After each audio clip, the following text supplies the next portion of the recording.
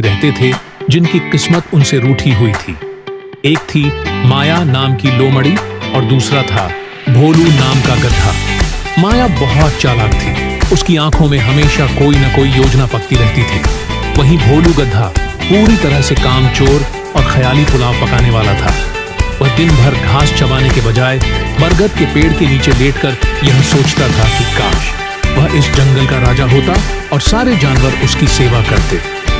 एक दोपहर जब सूरज आग उगल रहा था, माया लोमड़ी ने चिढ़ते हुए कहा, अरे भोलू, तू बस यहाँ लेटा लेटा मक्खियाँ मारता रहेगा या कुछ काम भी करेगा? 3 दिन से ढंग का शिकार नहीं मिला है। मेरी हड्डियाँ अब जवाब दे रही हैं। माया, तू इतनी चिंता क्यों करती है? देख, 5 साल हो गए हमारी दोस्ती को। क्या कभी ऐसा हुआ कि हम भूखे मर गए हों? कहीं ना कहीं से कुछ ना कुछ तो मिल ही जाता है। बस थोड़ा सब्र रख, कोई ना कोई तरकीब निकल आएगी। माया गुस्से में तमतमा उठी। सब्र? सब्र से पेट नहीं भरता भोलू। अगर तुझे राजाओं वाली जिंदगी चाहिए तो तुझे मेरे दिमाग से चलना होगा। देख, इस जंगल में हमारी कोई इज्जत नहीं है। सब मुझे मक्कार कहते हैं और तुझे मूर्ख। हमें कुछ ऐसा करना होगा कि लोग हमारे कदमों में झुकें और खुद खाना लेकर आए। भोलू की आंखों में चमक आ गई। राजाओं वाली जिंदगी? बोल माया, मुझे क्या करना होगा? मैं तो बस आराम चाहता हूँ।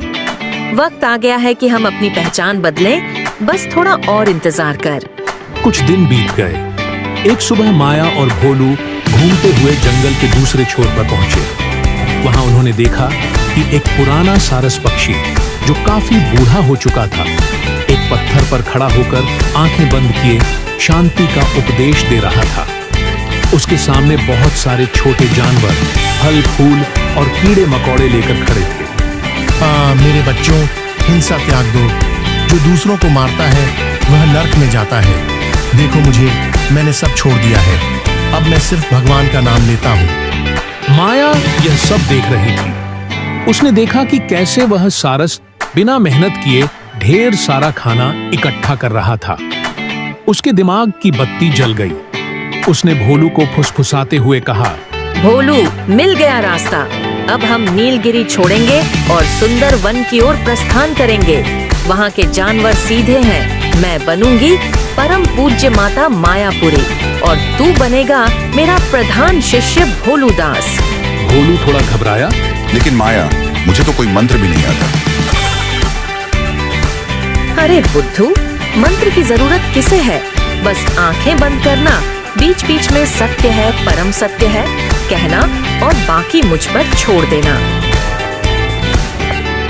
अगले कुछ दिनों में माया ने अपना रूप पूरी तरह बदल लिया। उसने अपने शरीर पर गेरुआ मिट्टी मल ली, गले में सूखी बेलों की माला डाल ली और माथे पर तिलक लगा लिया। भोलू को भी उसने साफ सुथरा करके एक बड़ा सा तिलक लगा दिया। वे दोनों सुंदर वन पहुंचे। वहां के जानवर बहुत ही भोले और धर्म कर्म में विश्वास रखने वाले थे। भोलू ने अपनी योजना के अनुसार सबसे पहले जंगल के चौराहे पर जाकर चिल्लाना शुरू किया, सुनो सुनो, ऐ सुंदर वन के निवासियों, तुम्हारी सोई हुई किस्मत जगाने के लिए हिमालय की गुफाओं से तपस्या करके माता मायापुरी यहाँ पधारी हैं, जिनके दर्शन मात्र से दुख दूर हो जाते हैं और जो मांस मदिरा के घोर विरोधी हैं। आओ और अपनी आत्मा का कल्याण करो। जानवरों ने कभी ऐसी बात नहीं सुनी थी। धीरे धीरे भीड़ जुटने लगी। एक विशाल पत्थर पर माया आंखें बंद करके बैठ गई। जब सैकड़ों जानवर जमा हो गए तो उसने बहुत ही शांत और मधुर आवाज में बोलना शुरू किया, मेरे प्रिय संतानों, मैं यहाँ तुम्हें यह बताने आई हूँ कि यह मांस खाना सबसे बड़ा पाप है। जो शेर हिरण को मारता है वह अगले जन्म में खुद घास बन जाता है। क्या तुम चाहते हो कि तुम अगले जन्म में कीड़े मकोड़े बनो? नहीं ना, तो त्याग दो यह हिंसा, प्रेम का मार्ग चुनो। मैं खुद एक समय में मांस खाती थी, लेकिन ज्ञान की प्राप्ति के बाद अब मैं सिर्फ जंगल की जड़ी बूटियां और फल ही ग्रहण करती हूँ। माता, आप महान हैं, हमें भी अपना शिष्य बना लीजिए। अवश्य, लेकिन याद रहे, मेरी साधना बहुत कठिन है। मुझे शांत वातावरण चाहिए और मेरे इस परम शिष्य भोलू को भोजन की व्यवस्था देखनी होगी ताकि वह मेरी सेवा कर सके। देखते ही देखते माया के आश्रम में फलों के ढेर लगने लगे। भोलू जो कल तक घास के लिए तरसता था, अब बेहतरीन आम, अंगूर और ताजे फल खा रहा था। सुंदरवन का राजा एक विशाल शेर था जिसका नाम था विक्रम सिंह। विक्रम सिंह बहुत बलशाली था, लेकिन वह अपनी प्रजा की शिकायतों और दिन रात के शिकार से थक चुका था। जब उसे माता मायापुरी के बारे में पता चला तो वह भी उत्सुक हो गया। एक शाम विक्रम सिंह अपनी पूरी सभा के साथ माया के दरबार में पहुंचा। माया ने पहले ही देख लिया था कि राजा आ रहा है। उसने अपनी आंखें और जोर से बंद कर लीं और दिखावे के लिए बुदबुदाने लगी। माता, आपकी महिमा पूरे जंगल में गूंज रही है। मैं अपनी शांति खो चुका हूँ। क्या मुझे भी मोक्ष मिल सकता है? माया ने धीरे से आंखें खोली और बड़ी करुणा से कहा, राजन, राजपाट तो एक कांटों का ताज है। तुम दिन भर हत्या करते हो, इसीलिए तुम्हारा मन अशांत है। यदि तुम सच में शांति चाहते हो तो तुम्हें यह पद त्यागना होगा और किसी ऐसे व्यक्ति को राजा बनाना होगा जिसके मन में रत्ती भर भी लोभ न हो। राजा विक्रम सिंह सोच में पड़ गया। लेकिन माता, मेरे बाद इस जंगल को कौन संभालेगा? मेरे मंत्री तो आपस में ही लड़ते रहते हैं। माया ने भोलू की तरफ इशारा किया। देख रहे हो इस दिव्य प्राणी को? भोलू दास ने वर्षों मेरी सेवा की है। इसके मन में न अहंकार है न लालच। यदि तुम इसे अपना उत्तराधिकारी बना दो तो तुम मेरे साथ संन्यास ले सकते हो और हिमालय की वादियों में प्रभु का सिमरन कर सकते हो। भोलू के तो जैसे मन की मुराद पूरी हो गई। उसने बड़ी मुश्किल से अपनी खुशी छिपाई। राजा विक्रम सिंह को लगा कि माता सही कह रही हैं। उन्होंने तुरंत घोषणा कर दी, कल से इस जंगल का नया राजा भोलू महाराज होंगे और मैं माता की शरण में जाऊंगा। अगले दिन भव्य समारोह हुआ। भोलू गद्दे को फूलों का मुकुट पहनाया गया और उसे ऊंचे सिंहासन पर बिठाया गया। राजा विक्रम सिंह सन्यासी बनकर माया के आश्रम में रहने लगे। अब जंगल में अंधेर नगरी शुरू हो गई थी। भोलू राजा बन गया था और माया उसकी मुख्य सलाहकार। लेकिन यहाँ एक ट्विस्ट था। माया और भोलू, जो दुनिया के सामने शाकाहारी होने का ढोंग कर रहे थे, रात के अंधेरे में महल के तहखाने में बैठकर मांस और मदिरा का सेवन करते थे। वे राजा के खास सैनिकों से चोरी छिपे छोटे जानवरों का शिकार करवाते थे। वाह माया, क्या दिमाग पाया है तूने। शेर को सन्यासी बना दिया और खुद रानी की तरह रह रही है। अब तो किसी काम की जरूरत नहीं, बस उपदेश दो और मजे करो। अभी तो शुरुआत है भोलू। अभी तो हमें इस जंगल का सारा खजाना खाली करना है। लेकिन जैसा कि कहा जाता है, झूठ के पैर नहीं होते।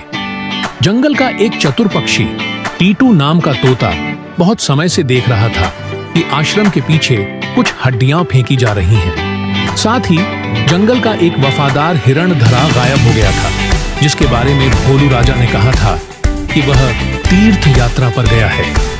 टीटू तोते ने एक रात चुपके से महल की खिड़की से झांका। उसने जो देखा उससे उसके होश उड़ गए। सामने शाकाहारी माता मायापुरी एक तीतर को चबा रही थी और राजा भोलू मदिरा के नशे में झूम रहा था।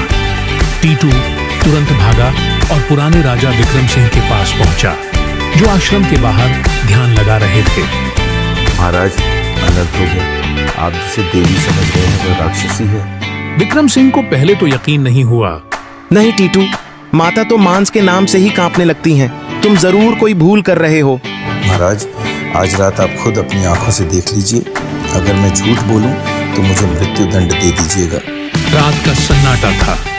विक्रम सिंह टीटू तोते और कुछ अन्य विश्वास पात्र जानवरों के साथ महल के गुप्त रास्ते से अंदर पहुंचे। तहखाने से हंसने की आवाजें आ रही थीं। अरे माया, वह शेर कितना बड़ा मूर्ख है। अपनी गद्दी मुझे दे दी और खुद घास चबाने की कोशिश कर रहा है। उसे क्या पता कि उसकी नाक के नीचे हम रोज दावत उड़ाते हैं। यही तो दुनिया है भोलू, जो मीठा बोलता है और धर्म का चोला ओढ़ता है। दुनिया उसी के पीछे भागती है। कल हम उस बूढ़े भालू को भी रास्ते से हटा देंगे। उसे हम पर शक हो रहा है। इतना सुनना था कि विक्रम सिंह का खून खौल उठा। उन्होंने एक जोरदार दहाड़ मारी जिससे पूरा महल कांप गया। दरवाजा टूटकर गिर पड़ा। सामने साक्षात यमराज के रूप में शेर खड़ा था। माया और भोलू के हाथ पांव फूल गए। उनके मुंह में अभी भी मांस के टुकड़े थे। सारा ढोंग एक पल में बिखर गया। पापियों, तुमने न केवल मुझे धोखा दिया बल्कि धर्म के नाम पर पूरी प्रजा का विश्वास तोड़ा है। एक गधा कभी राजा नहीं हो सकता और एक लोमड़ी कभी सन्यासी नहीं हो सकती अगर उनके मन में खोट हो। जंगल की अदालत बैठी। सभी जानवर इकट्ठा हुए। माया और भोलू को जंजीरों में जकड़कर लाया गया। राजा विक्रम सिंह ने अपना पद वापस संभाला। इन दोनों को काले पानी की गुफाओं में उम्र कैद दी जाए, जहां इन्हें सिर्फ कड़वी घास खानी पड़ेगी। जंगल के जानवर समझ गए कि किसी के बाहरी रूप या उसकी चिकनी चुपड़ी बातों से उसे महान नहीं मानना चाहिए। Jungle Mitra Tunes